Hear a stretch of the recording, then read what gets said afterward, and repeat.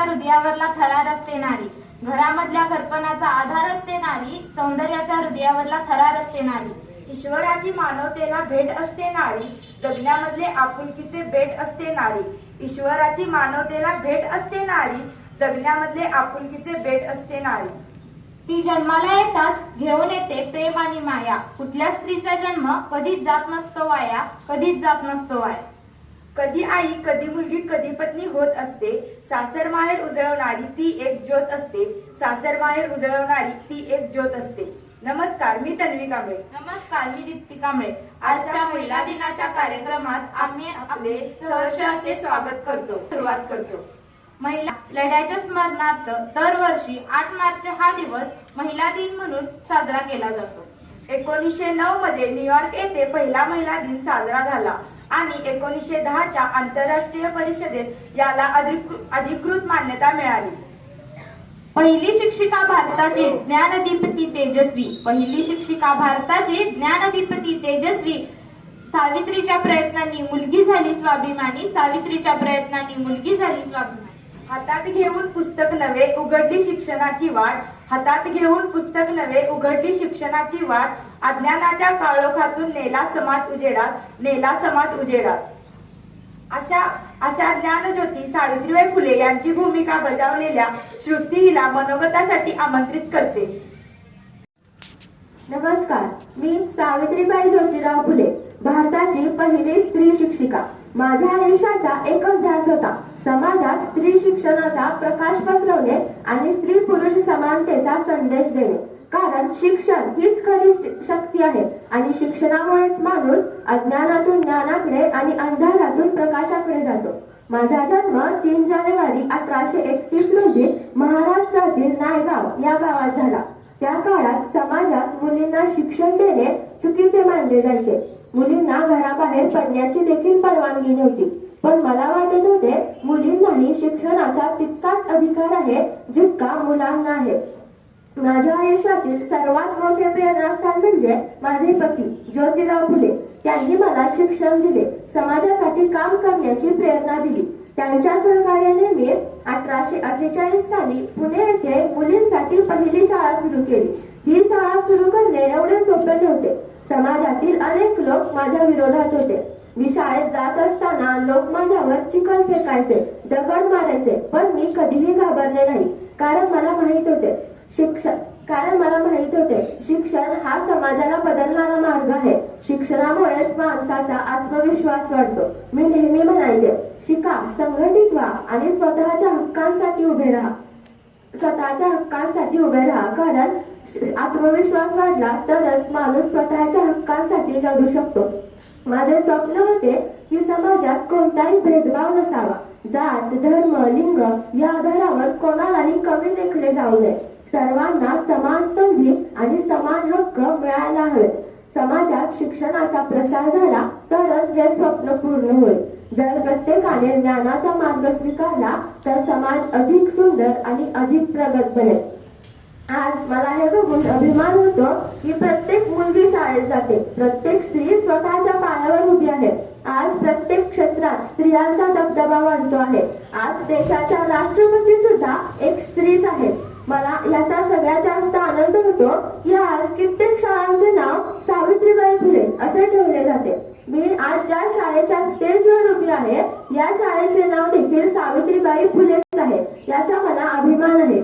शेवटी इतकंच म्हणेन, मी सावित्रीबाई फुले आहे, धैर्य माझे बळ आहे. मी सावित्रीबाई फुले आहे, धैर्य माझे बळ आहे. स्त्री शिक्षणाचा संदेश देणे हेच माझे ध्येय आहे. स्त्री शिक्षणाचा संदेश देणे हेच माझे ध्येय आहे. धन्यवाद. तेजस्वी रूप इंदिरा गांधी महान, तिच्या धैर्याने वाढला भारताचा मान.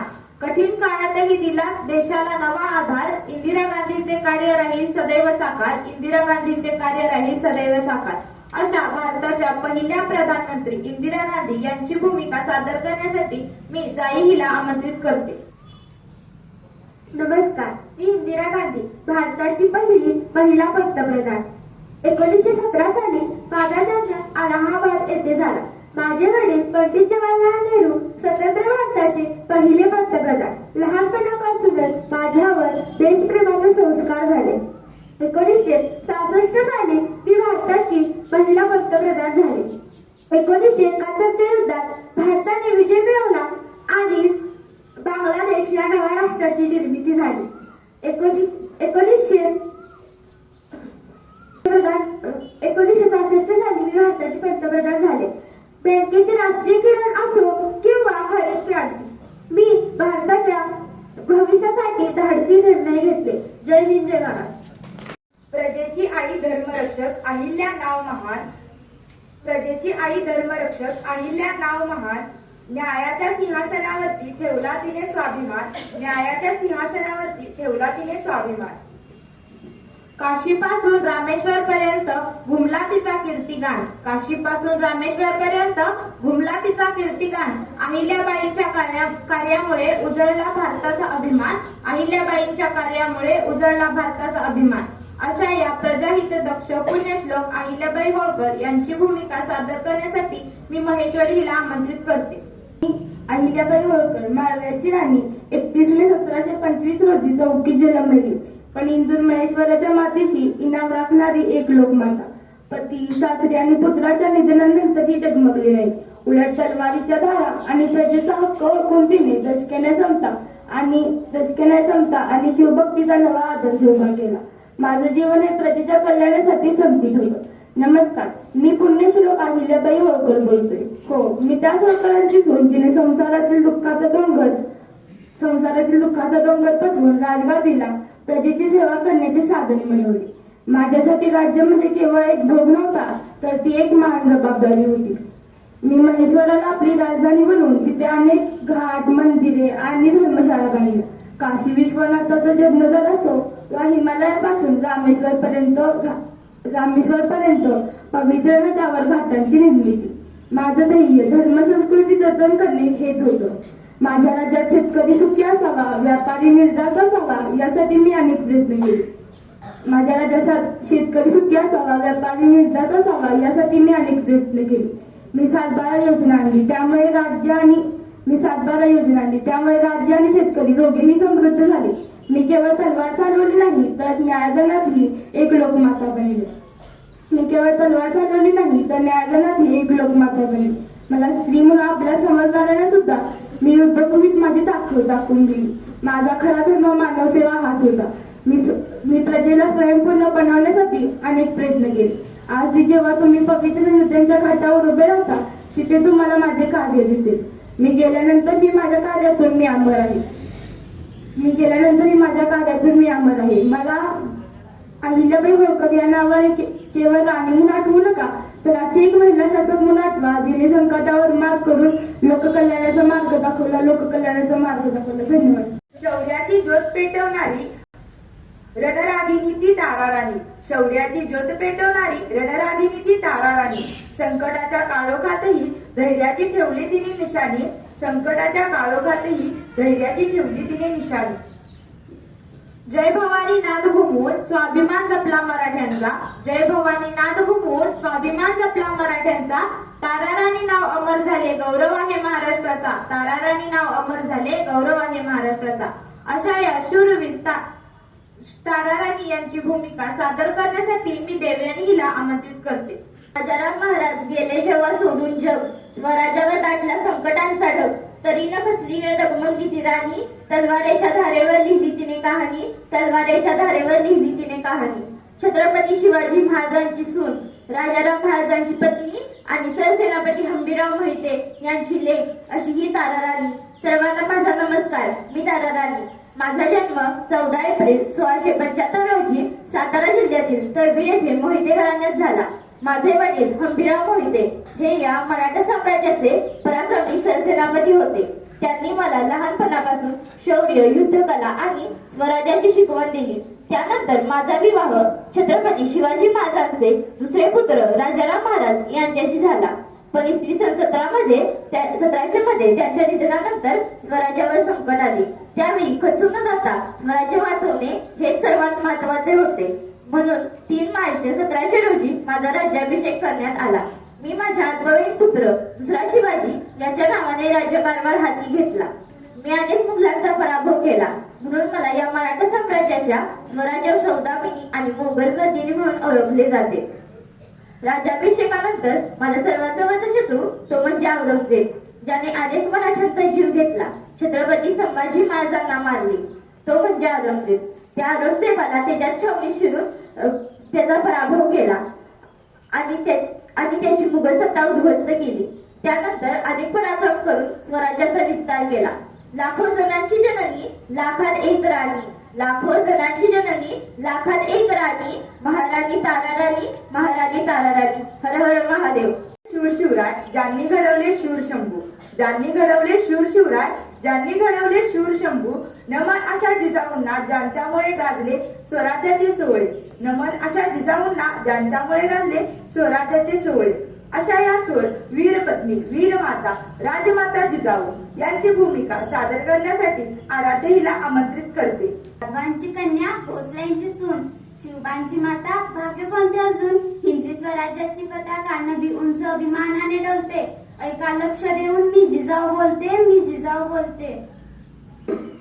आमचा जन्म जाधवांच्या घरी झाला तेव्हा आनंदाने दारादारात रांगोळ्या काढल्या गेल्या, तोरणं लावली गेली, हत्तीवरून साखर वाटण्यात आली आणि आमचं नाव जिजा असं ठेवलं गेलं.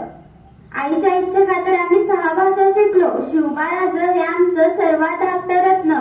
अतिशय कठीण परिस्थितीवर मात करून आम्ही शिवबाराजांना घडवलं. अंगणातील तुळस, गोठ्यातील गाय, घरातील माई यांच्याकडे जर कोणी वाकड्या नजरेने पाहत असेल तर त्याची गय करू नका, अशी शिकवण आम्ही शिवबाराजांना दिली. आम्ही पाहिलेलं स्वराज्याचं स्वप्न ते त्यांनी पूर्ण केलं. त्यांच्याबद्दल जेव्हा बोलले जाते, एक होते राजे शिवाजी, भीती नव्हती जगाची, पर्वा नव्हती परिणामांची, साथ होती आई भवानी व जिजामातांची, मुहूर्तमेढ रवली स्वराज्याची. म्हणूनच म्हणतात जय भवानी जय शिवाजी. तेव्हा आमचा उर अभिमानाने भरून येतो. म्हणूनच म्हणते बाळांनो, शिवबाराजांसारखं खूप मोठं व्हा, अभ्यास करा आणि आपल्या आई बाबांचं नाव मोठं करा. धन्यवाद. तिच्यामुळे आनंद येतो घरा, स्त्रीचा सन्मान करा सदा. तिच्यामुळे आनंद येतो घरा. स्त्री आहे जगाची शान, तिच्यामुळे उजळतो देश महान. स्त्री आहे जगाची शान, तिच्यामुळे उजळतो देश महान. सर्वांचे मनपूर्वक आभार. सुरू केले स्वप्नाचे हे रंगीत दृश्य. महिलांच्या शक्तीने भरले हे मंच उंच. अतिथींच्या उपस्थितीने झाले सारे सुंदर. कलाकारांच्या प्रयत्नाने झळकले हे रंग उज्ज्वल, झळकले हे रंग उज्ज्वल. शेवटी या कार्यक्रमाचे आभार समीक्षा हिने व्यक्त करावे अशी मी तिला विनंती करते. वसंतात येतो फुलांचा बहार, वसंतात येतो फुलांचा बहार, तेव्हा फांद्यात होतात त्यांचा आधार. श्रोत्यांनी उचलला श्रवणाचा भार, श्रोत्यांनी उचलला श्रवणाचा भार, तेव्हा मानलेच पाहिजे यांचे आभार. नमस्कार, मी समीक्षा कांबळे. मी आज येथे महिला दिनाच्या कार्यक्रमाचे आभार प्रदर्शन करण्यासाठी उभी आहे. सर्वप्रथम मी तन्वी व दीप्ती यांचे आभार मानते, कारण त्यांनी अतिशय उत्कृष्ट पद्धतीने सूत्रसंचालन केले. त्यानंतर मी क्रांतिज्योती सावित्रीबाई फुले यांची भूमिका साकारली यांचे थोडक्यात कार्य सांगितले, त्याबद्दल मी तिचे आभार मानते. त्यानंतर मी इंदिरा गांधी यांची भूमिका साकारलेली जाई बिर्जे हिने इंदिरा गांधी यांनी देशासाठी केलेले कार्य थोडक्यात समजावून सांगितले, त्याबद्दल तिचे आभार मानते. त्यानंतर अहिल्याबाई होळकर यांची भूमिका साकारलेली महेश्वरी इंगळे हिने अहिल्याबाईंचा इतिहास थोडक्यात सांगितला, त्याबद्दल तिचे आभार मानते. त्यानंतर कोल्हापूरची राणी ताराराणी यांची भूमिका साकारलेली देवयानी पाटील हिने ताराराणींची शौर्यगाथा सांगितली, त्याबद्दल मी तिचे आभार मानते. त्यानंतर राजमाता जिजाऊ यांची भूमिका साकारलेली आराध्या चौगले हिने जिजाऊंचे कार्य थोडक्यात सांगितले, त्याबद्दल मी तिचे आभार मानते. यानंतर मी हा कार्यक्रम चांगला होण्यासाठी दुधाने मॅडम व चौगले मॅडम यांनी आम्हाला मार्गदर्शन केले, म्हणून मी त्यांचे आभार मानते. यानंतर डी पाटील सर व इयत्ता 9वीचे विज्ञान मंडळ व इंटरॅक्ट क्लब यांच्यातर्फे सर्व महिला वर्गांचा सन्मान केल्याबद्दल मी त्यांचे आभार मानते. यानंतर मी तन्वी परीख हिने मगाचपासून या सर्व कार्यक्रमाचे छायाचित्रण केले, त्याबद्दल मी तिचे आभार मानते. यानंतर शिक्षक व शिक्षकेतर कर्मचारी हे कार्यक्रमासाठी उपस्थित राहिले, त्याबद्दल मी यांचे आभार मानते व हा कार्यक्रम संपन्न झाला असे जाहीर करते.